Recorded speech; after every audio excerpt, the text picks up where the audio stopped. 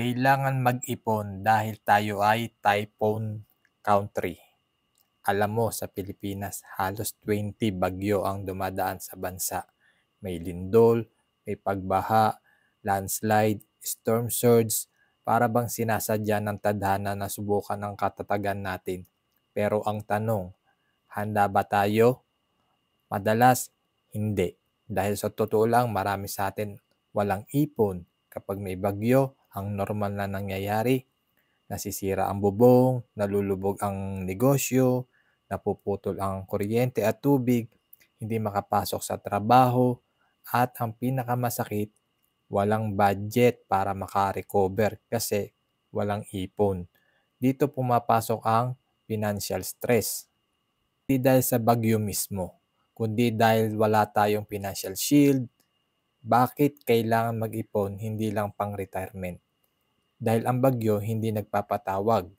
Hindi yan tulad ng birthday na may date at handa ka. Dumadating yan kahit kalagitnaan ng sweldo. Kahit marami ka pang utang, kahit wala ka pang napupundar. Number 2, ang ipon hindi lang pang future, pang survival. Ipon equals emergency fund.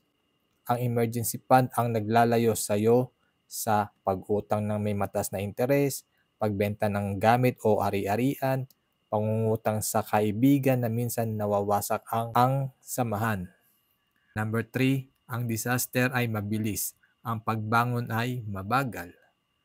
Isang araw lang ang bagyo, pero minsan 6 months bago bumalik sa normal ang buhay.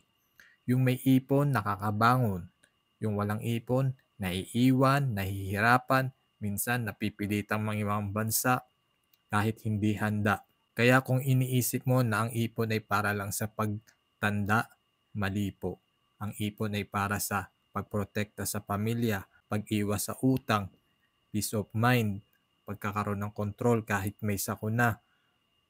Hindi natin control ang nature, pero kontrolado natin kung paano tayo maghahanda.